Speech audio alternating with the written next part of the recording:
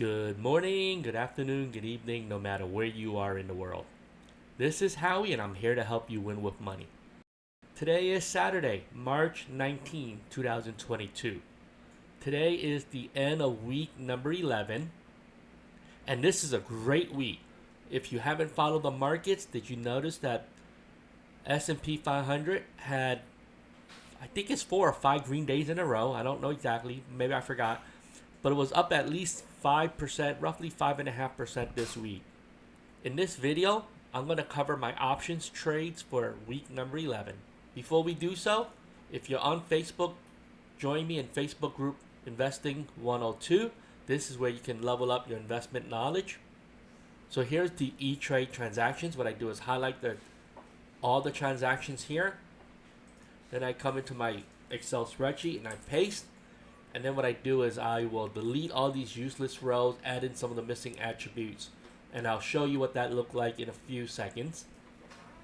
And with the magic of editing, this is what the data looks like. It's week number 11. I'm going to mark it with this particular color. So the first thing I do is go to the top. You guys see this every week. I've been doing this for 2 years now or longer.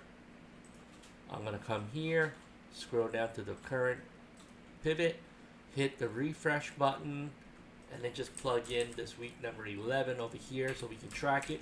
And in a previous video, I said I actually like this format better so it's easier for other people to follow instead of just filtering 1 month at a time. I'll leave all the data here so as I pivot, you can see how my pivot table grows over the weeks. So this looked like a decent week. Looked like I made some money here. Next thing I do is go into the different tab. I have a secondary pivot. I hit the refresh and you can see how the numbers jump. And I believe the numbers should be right. I'm going to double check it as I go. Normally when I plug in these numbers every week, I can double check everything and I can see if the data is correct. I'm just going to double check this. This looks okay. I had a profitable week and that looks fine. I don't see any mistakes yet. So let me just double check some other stuff. And I think everything looks correct, but I won't know until I dive into the data. So let's look at some of the trades that I did this week. First thing I did is add a filter on the SPY. You see that? And here are the SPY trades that I did. There's a couple things that I'm doing. I run a larger portfolio. So these are SPY Iron Condors. I'm doing 12 contracts, 14 contracts. You see I made $274.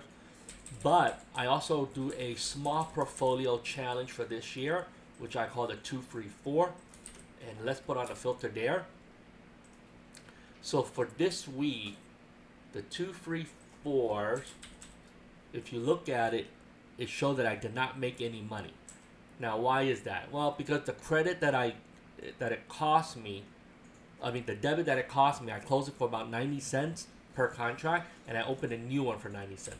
So you're wondering, well, how did I make money then? Because if you look back at the original trade of this March 31st, this is why most people get confused about what I'm tracking. But if you look at the original March 31st, you got to remove this piece. Look how many trades I did. So this is the closing, but look where I opened it. I opened that one here, and I collected $425. So if you look at the life of this particular trade, there you go. You sum it all up using the filter. I made $301 because after you factor in the close, let me show you what I mean. If you look at the close, it should be a negative number. So I'm not omitting anything. So the opening is you receive the premium up front, and you see I receive 105 per contract. But then some of the weeks I roll down, I'm rolling, and I'm collecting premiums each week. So the best way to see what I made is to use a summation of all the moves for this particular March 31st Iron Condor using 4 contracts. Hopefully you guys understand it, but I've been demonstrating that small accounts can still make money. Because in this particular trade, like I said, I've been in it for, 40 some odd days, and that's the profit using $4,000 of capital. And if you're following the pattern, you'll see that now I pushed this one into May. So the next one available the next one that's going to expire is the free contracts. So those are the April 14th. So let me show you what that looks like as of today. If you do a filter over here, do an April 14th, this will show you the history of this particular trade. So on April 14th, I opened this one, same thing, that was a week later. And if you look at the life of the history, this is what I collected so far. Don't forget, when you're closing it, you lose money. So this is not my profit yet. If I can close it for $100 a contract, that means I only made $50. So I need to close it for under that. Maybe 90 cents, maybe 80 cents per contract. But whatever it is, I'm going to let some more time decay. You see, according to this, on March 10, I had 35 days to expiration. We know, based on using some simple math on calendar, we're less than 30 days now. Because today is the 19th. You can see it on the calendar. If you just do some quick math, the 19 is here. This one expires over here. So that's 1 week, 2 weeks, 3 weeks is 21 days. So we're over here. So that's how you make money on this. Let's look at another trade that's not S&P related. I put a filter on Riot Blockchain. So I wanted to show you this because I probably made a mistake earlier in the week on the 15th, which is a Tuesday. You can see this. I was actually rolling down and out because I didn't expect Riot to shoot up so fast, so short, in a short time frame. So what I had to do was, then literally 2 days later, you see this? I rolled it up and out again. And then because it was still moving up, I wanted to get ahead of it, so I rolled it up and out again. If you look at the premiums I collected for this week, week number 11, if you do that, you'll see that I collected $121 playing cover calls on Riot Blockchain. Next one is QS. If you watch my previous week's video, you will notice that I got into QS recently. And here's the filter. I put it on QS. You can see it. On March 4th, I bought 100 shares. And then I've been writing cover calls on it. So you can see this. And look what I've been doing. With the cover calls, I've been rolling this up and out. I bought it at $14.46, but I did not expect QS to be moving so quickly. Obviously, this week, with the market moving 5%, nearly every stock is going to move up. So last week, I was rolling my cover calls up and out, and I made very small premium. But if you look at this week, you see I made $32 by rolling up and out. I only have 100 shares, so that means I only have one cover call. But if you do the math, I'm hoping to keep on rolling it up and out and try to keep this out of the money. Now, if it goes in the money, I'm okay, because remember, you still made a profit. If I bought the shares at $14.46 and the market, it looked like, I don't remember exactly, I think QS was trading there $16 or so. But I want to keep on rolling it. For the next one, EA, I have a cover call. I did roll this down and out. So that means I lowered the strike price by $4. And I stretched this out 1 week more. And I only collected $14 for that move. Now, EA was trading at around 128, 129. So I felt comfortable moving this cover call down and out, because normally my strike price that I pick is generally still above my cost basis. So I still made money even if EA moves up. But of course, I'm not going to let that happen. I'm always trying to roll up my cover calls before the stock price moves into the money. So I'm always trying to keep it out of the money. But the goal is I'm using this as a simple income method. So I'm always collecting some type of premium, so I can always buy new stocks. So I can always then write more cover calls.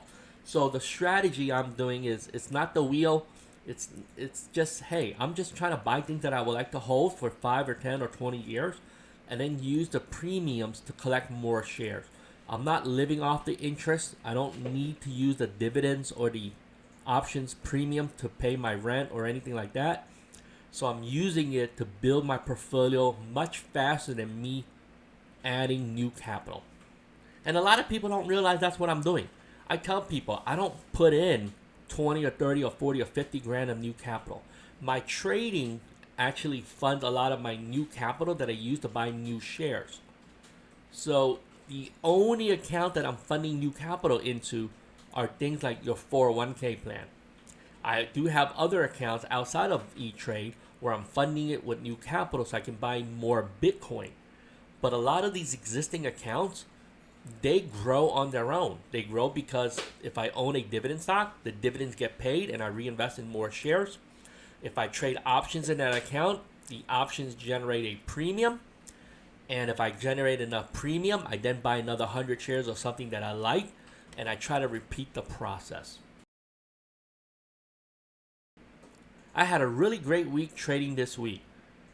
But as a trader, I don't know if I really care if the markets are up 5% or down 5%. Now, of course, when it's up, you feel good. When it's down, it doesn't feel so good. But as a trader, I always need to remove my emotions out of my strategy and stick to the plan.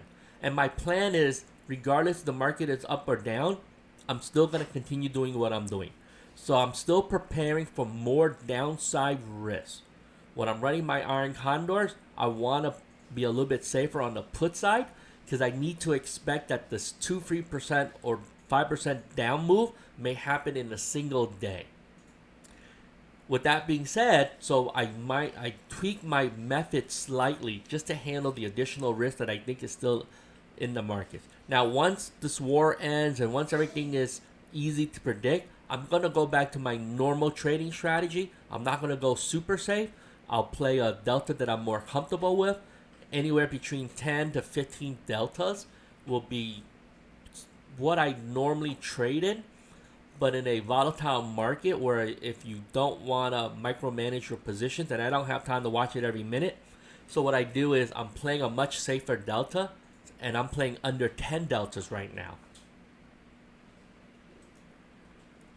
In any case, like I said, I know you probably have a good trading week. Most people, if you look at your 401k plan, it is probably up about 4 to 5% from last week. But I don't want to be short-sighted. I'm not into the short-term movement. Like I said, markets can go up again next week or it can go down next week. I don't care. I need to stick to my trading plan.